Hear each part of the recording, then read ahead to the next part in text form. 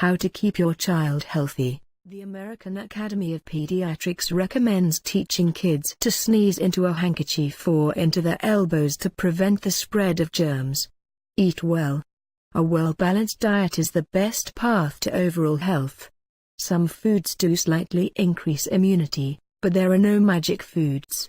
Stick to eating plenty or plant-based foods and lean protein, and drink lots and lots of water. You wash up, too, especially before preparing food and after wiping runny noses.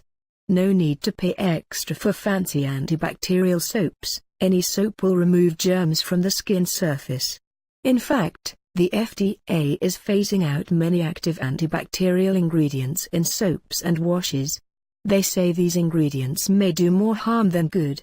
Make sure your child's teachers and babysitters are vigilant about hand washing, too. Ask what the official hand washing policy is at school.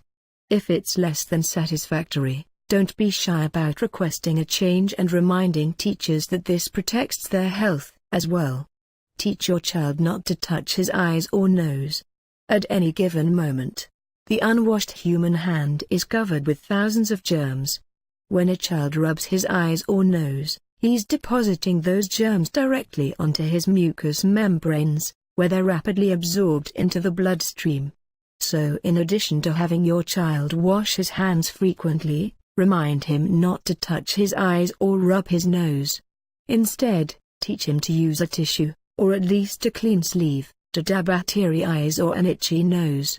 While you're at it, teach your child to use tissues when he sneezes or coughs, or to catch his coughs and sneezes in the crook of his arm. This won't prevent him from getting a virus, but it will help keep him from giving one. Check into the sick kid policy at your child's school.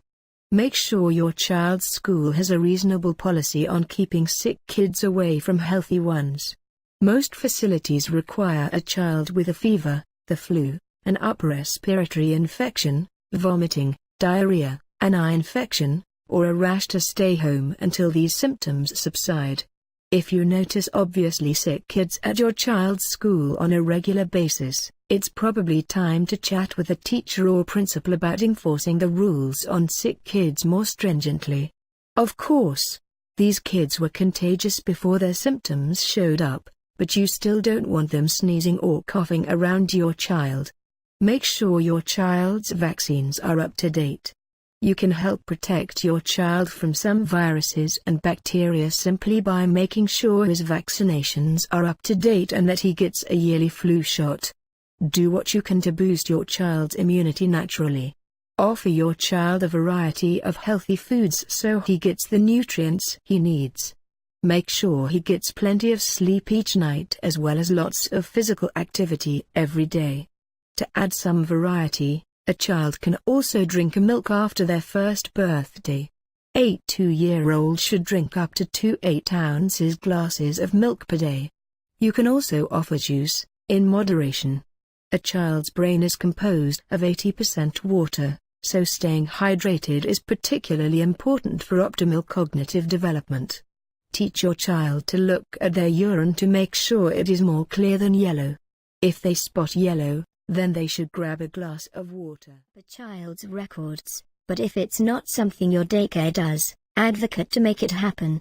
It's also important to find out if the staff has been vaccinated against life-threatening illness like pertussis, especially because many do not have health insurance. In fact, only 26% of childcare workers in daycare programs have access to health care, according to a recent report by the National Research Council. Control cross-contamination. Your infant puts everything in his mouth, and at daycare, that same toy he just picked up has been in every other child's mouth as well. Contamination is inevitable, but there are things the daycare can do to keep things clean. For example, the sink the staff uses to wash their hands after changing diapers shouldn't be the same sink where bottles are prepared. Glassy said there's also a logic for what needs to be cleaned, disinfected, and sanitized and how frequently. Check out Childcare Aware of America's checklists when evaluating a facility and the National Resource Center for Health and Safety and Child Care and Early Education's book, Caring for Our Children, for more information. Ask about regulations, standards, and more. Daycare facilities are required to adhere to licensing regulations, yet it varies by state. If your daycare is accredited by a national professional organization, they may have standards that include health and safety practices that go above and beyond state regulations.